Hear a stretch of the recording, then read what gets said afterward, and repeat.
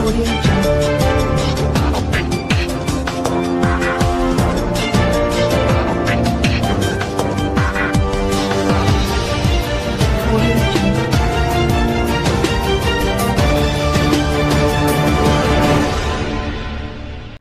वालेकुम।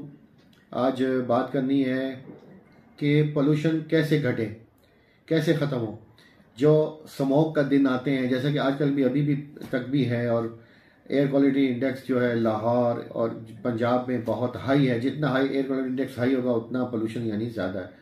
50 से 60-70 तक नॉर्मल होता है और 100 लगभग परमिसिबल है, और इससे ऊपर डेंजर है, और आजकल 300 चल रहा है।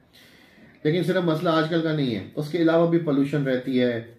लोग कूड़ा करकट या तो नदी नालों में फेंक देते हैं, उससे पानी पल्यूट होता है, या कूड़े को आग वाग लगा देते हैं और उससे धुआं और स्मोक पैदा होती है और पोल्यूशन पैदा होती है। फैक्ट्रियां अपने धुएं, जो ILO इंटरनेशनल लेबर ऑर्गेनाइजेशन ने एक ख़ास हाइट दी हुई है, उस पर नहीं छोड़ती, बल्कि कम नीचे छोड़ती, तो उससे भी बहुत धुआं फैलता है। और ये भट्टे जो हैं वो, और स्टबल बर्निंग जो आग लगा देते हैं लोग।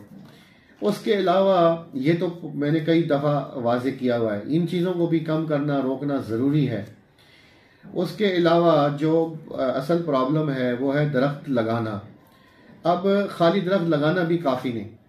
एक अहम पॉइंट की तरफ मैं तवज्जो मबज़ूल सबकी कराना चाहता हूँ कि अगर एक स्टडी के मुताबिक अगर एक बंदा इलेक्ट्रॉनिक आरे से दरख्त काट रहा हो तो वो सारा दिन में 7 से लेकर 800 दरख्त काट सकता है, बीच में वक्फा करके, ज़ाहिर है चाय पानी का रुक के। और एक बंदा अगर इलेक्ट्रॉनिक मशीन के ज़रिए ही गड्ढा खोद के दरख्त तैयार भी हों, बिल्कुल रेडी हैं, और वो लगाना शुरू करता है, तो वह सुबह से शाम तक 100-150 ही दरख्त लगा सकता है। तो इतना डिफरेंस है। तामीराती काम वैसे भी लंबा और मुश्किल होता है, और जो तखरीबी काम है वो फौरन हो जाता है। बिल्डिंग बनाने में कितनी देर लगती है एक चीज़, और जब बिल्डोज करें तो 1-2 घंटे में वो बिल्डिंग गिर सकती है। तो पॉइंट क्या था? पॉइंट ये है कि दरख्तों की कटाई रोकी जाए। अब कटाई क्यों रुकेगी? कटाई उस वक्त रुकेगी जब हम लकड़ी की डिमांड को घटा दें। टिश्यू पेपर्स का इस्तेमाल बहुत ज़्यादा है, वो कम किया जाए। उसके अलावा फर्नीचर, एक तो फर्नीचर बहुत जो ज़रूरत नहीं है वो आप ना ख़रीदें। जहेज़ों में फर्नीचरों देने की जो रिवायतें हैं वो ख़त्म हो, कम हो। लकड़ी के अलावा सिंथेटिक वुड आ गई है, उसका फर्नीचर यूज़ कर लिया जाए जहाँ ज़रूरी है। प्लास्टिक फर्नीचर यूज़ कर लिया जाए, वो कि उसको भी बाद में डीकम्पोज करना मुश्किल होगा, मगर वो लंबा प्रोसेस है, काफ़ी अरसे अब ये प्लास्टिक चलता है। तो अगर हम अल्टरनेटिव लकड़ी का देंगे तो तब डिमांड घटेगी। जब डिमांड घटेगी तब लकड़ी की चोरी भी और लकड़ी की कटाई भी ख़त्म होगी।